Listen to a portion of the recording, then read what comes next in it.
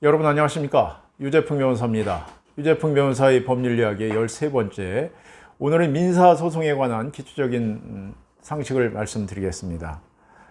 우선 소송 관련해서 내용증명에 대해서 좀 말씀드리고 싶은데요. 흔히들 이제 내용증명편을 받으면 이에 대해서 반드시 답변을 해야 되는지 이것을 묻는 경우가 굉장히 많거든요. 그런데 반드시 그렇지만은 않습니다. 내용증명이라는 것이 그때 당시에 그러한 의사표시를 한 사람이 있었다라는 것을 증명한 것에 불과한 것이기 때문에 반드시 내용증명이 왔다고 해서 답변을 해야 되는 그런 의무는 없는 것이죠. 내용증명 이를테면 꼭 필요한 경우가 있습니다. 주택임대차 같은 경우에 임대차 기간이 다 끝나갈 무렵이 되면 임대인이나 임차인이나 모두 그 임대차 계약을 계속 존속할 것인가 말 것인가를 결정해야 되지 않겠어요? 그래서 이제 주택임대차보호법에 의하면 임대인의 경우는 임대차 계약 기간 만료 6개월 전부터 2개월 사이에 그 계약을 계속해서 존속할 것인지 말 것인지를 임차인에게 통보하도록 되어 있고, 임차인은 2개월 전까지, 만료 2개월 전까지 계속할 것인지 아니면 끝낼 것인지를 통보하도록 이렇게 되어 있습니다. 자, 어떻습니까? 이런 경우에 임대인이든 임차인이든 아무런 의사표시를 하지 않고 그 계약 기간이 지나가면 다시 2년 동안 그러한 임대차 계약이 계속된 것으로 보는 것이거든요.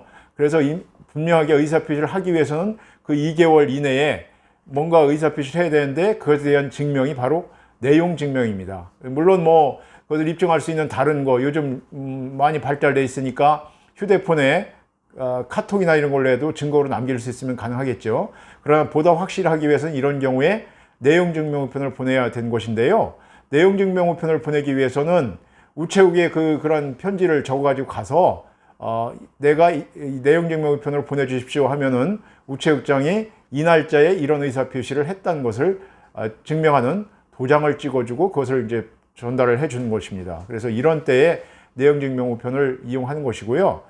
그런데 이제 내용증명우편이 왔다고 해서 아까 방금 전에 말씀드린 것처럼 반드시 거기에 대해서 어떤 대답을 할 필요는 없고, 또 보내는 입장에서는 내가 누구에게 돈 받을 게 있는데 반드시 내용증명우편을 미리 보내가지고 이것을 통보를 해야 되는지 이런 것을 묻는 경우도 많이 있거든요. 그렇지 않습니다. 그렇게 안 하고 바로 소장으로 돈을 내놔라 이런 소송을 제기할 수도 있는 것입니다. 그래서 일단 소재기와 관련해서 내용증명에 관해서 꼭 알아두셔야 될 것이기 때문에 제가 미리 말씀을 드리겠습니다. 그러면 거꾸로 소장이 왔다고 합시다. 뭐 민사 소장이 이를테면 뭐든 대여금 빌려준 돈을 내놓으라든가 아니면 손해배상을 하라든가 아니면 뭐 등기 이전된 것이 잘못됐으니까 무효 확인을 구하는 그런 소송이라든가 아니면 자기에게 뭐 부동산에 대한 등기를 넘기라든가 이런 소송이 왔을 때 어떻게 해야 될까요? 가장 우선은 그러한 소장을 보낸 사람을 아는 사람이라면 그분과 잘 대화를 해서 대화로 끝낸 것이겠죠. 이것은 이제 합의해서 끝낸 것인데 화해를 한다든가 이렇게 해가지고 법정에 다투지 않고 비록 상대방이 나에게 법원을 통해서 소장을 보냈다 하더라도 당사자 간의 합의로 그런 분쟁을 종식시키는 것이 가장 좋겠습니다.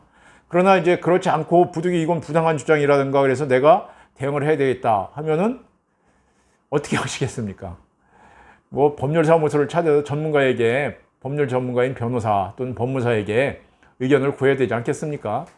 요즘은 이제 디지털이 많이 발전되어 있고 또 SNS가 많이 발전되어 있고 또 PC에도 보면 이제 포털 서비스 업체가 많이 있어서 다음이라든가 뭐 네이버라든가 구글 등 많이 있지 않습니까? 이런 것을 통해서 단편적인 지식을 취득할 수가 있습니다. 이를테면 무슨 제가 말씀드린 뭐 손해배상 청구권 이런 것을 한번 쳐보면 거기에 관련된 지식들이 나오고 또 뭐 요즘은 하도 많아가지고 변호사들이 거기에 뭐 광고를 붙여가지고 이렇게 나오기도 하고 합니다만은 단편적인 지식을 그런 그 포털 서비스를 통해서 좀 얻을 수는 있거든요. 그런데 문제는 이러한 지식이 단편적인 지식에 그친다는 것입니다. 그리고 사실관계가 전제되지 않는 단편적인 지식만 가지고서는 문제된 사안을 해결하기가 곤란하거든요. 그래서 일단 무슨 이런 SNS라든가 아니면 포털 서비스를 통해서 이러한 지식을 취득하는 건 좋겠습니다만은 정말로 중요한 것은 법률 전문가를 찾아서 상담을 받고 그 처방에 따라서 소송을 계속할 것인지 아니면 상대방의 이야기를 들어줄 것인지를 결정하고 재판이 필요하다고 하면은 변호사에게 위임을 해서 재판을 진행하도록 하는 것이 좋겠습니다.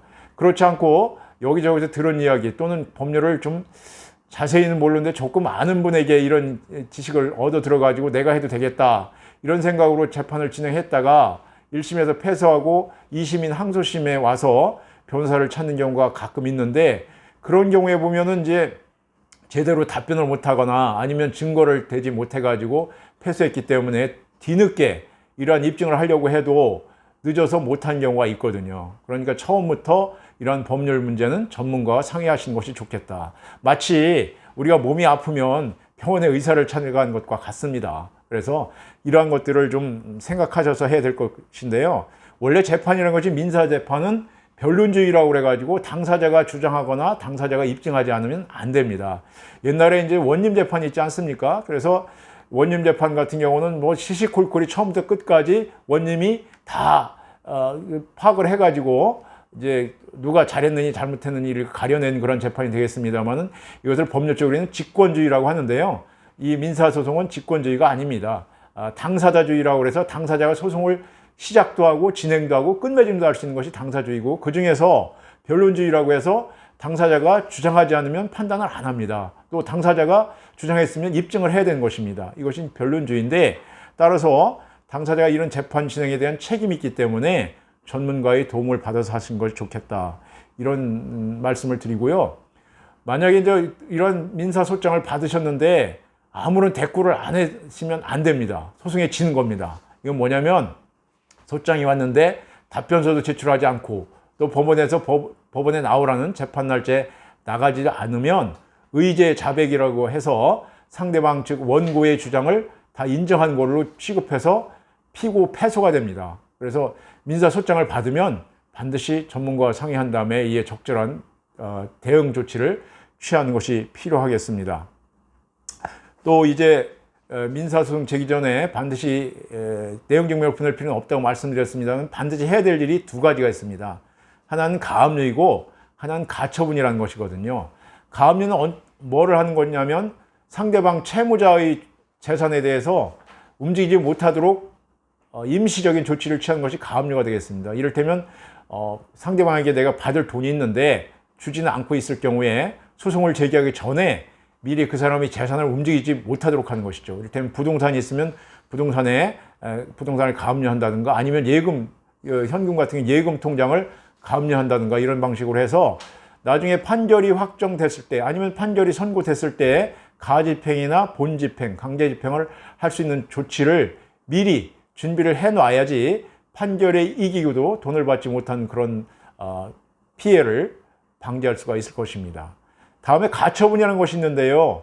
가처분이 주로 부동산과 관련된 가처분이 많습니다. 그래서 그러면 부동산 소유권 확인 소송이라든가 말소 청구 소송이라든가 뭐 이런 것을 할 때 지금 소유자로 되어 있는 사람을 상대로 하는 것이 아니겠습니까? 그런데 그 소유자가 재판 진행 중에 다른 사람에게 그 소유권이나 또는 점유권을 넘기는 경우에는 재판에 이기고도 다시 또 제3자를 상대로 해서 소송을 해야 되는 그런 번거로운 경우가 생길 수 있거든요. 그러니까 이런 것들을 방지하기 위해서 부동산 소송과 관련해서는 처분금지 가처분이라는 것을 먼저 시작해놓고 소송을 제기하도록 하는 이러한 절차가 필요하겠습니다. 민사소송과 관련된 아주 기본적인 것을 말씀을 드렸는데요. 이런 것을 유의하셔서 민사소장이 왔다든가 아니면 소를 제기할 때에 참고하시기 바랍니다.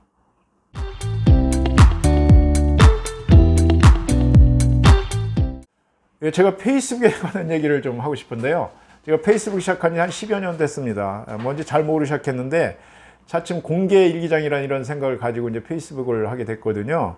그래서 이제 기억하고 싶은 거를 메모하거나 아니면은 사진 같은 거를 올려서 다른 사람들과 공유하고 또 다른 사람들의 글이나 사진 같은 것도 같이 보면서 살아가는 그런 모습들을 서로 나누는 그런 아주 굉장히 좋은 것 같습니다. 그래서 저는 주로 한 주에 하나 정도 올리는데 산에 갔다 온 이야기라든가 아니면 시사성 있는 것에 대한 저희 생각 또는 제가 라이온스 활동을 많이 했기 때문에 라이온스 활동에 관한 이야기 이런 것들을 많이 이제 올리는데요. 요즘은 이제 가급적이면 서로 나누어서 덕이 될 만한 그런 것들만을 올리고 아주 사적인 것, 개인적인 것들은 잘 안 올리려고 합니다. 한마디로 이제 공익성을 추구하는 거라 할 수 있는데요.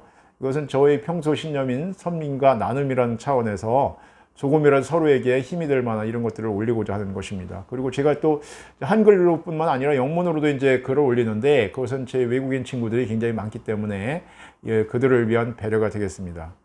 페이스북은 친구가 이제 5,000명으로 한정되거든요. 저 같은 경우 거의 다 차 있어서 대개 한 50명 내지 60명 정도밖에 여유가 없는데 요즘은 그런 이유 때문에 새로운 친구들을 잘 받지 않습니다. 그리고 신분이 확실하고 뭐 그런 학력이나 경력이나 사는 데나 이런 것들이 분명한 사람만 친구를 이렇게 받고 있는데 저 역시 저에 대한 정보, 제 뭐 거주지라든가 나이라든가 학력이나 경력이나 또는 하고 있는 일, 관심사 이런 것들을 비교적 상세하게 게재해 놓고 있어서 다른 분들이 제 인적사항에 대해서 알 수 있도록 이렇게 하고 있거든요. 근데 간혹 보면 이제 페이스북 영어로 이제 페이스라는 거 얼굴 아니겠습니까?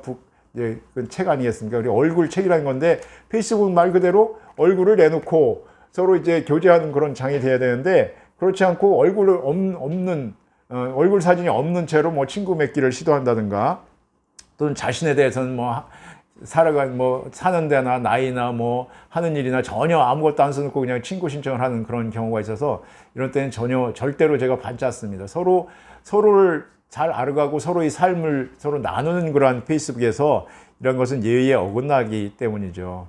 그리고 또 이제 친구가 됐으면 다른 사람이 올린 글에 대해서도 이제 뭐 관심을 좀 표명해 줘야 되지 않겠습니까? 자, 어떤 분들은 자기 글만 계속 올리면서 다른 사람 글은 전혀 터치를 안 한 경우가 있거든요. 그래서 이건 정말 예의에 어긋난 것 같습니다. 페이스북이라는 것이 서로 생각과 또 뜻을 나누고 공유하고 또 격려해주고 위로해주고 그럼으로써 세상을 이제 밝히는 것이 되어야 되기 때문에 저는 이제 종종 확인을 해가지고 저의 글에 대해서 전혀 뭐 좋아요도 안 눌러주고 댓글도 안 달아준다든가 이런 분들은 이제 친구에서 이제 삭제를 하는데 포인트가 있습니다.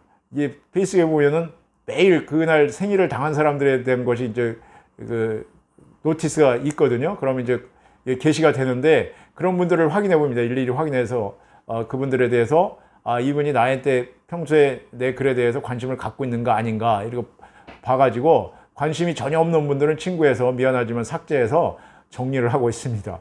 여러분 혹시 이제 페이스북을 하신 분이 있으면 이렇게 서로 배려하고 나누고 도와주는 그러한 그 마음가짐이 필요하지 않는가 이런 생각이 들어서 이런 기회를 통해서 저도 배우고 여러분과 좀 나누고 싶습니다.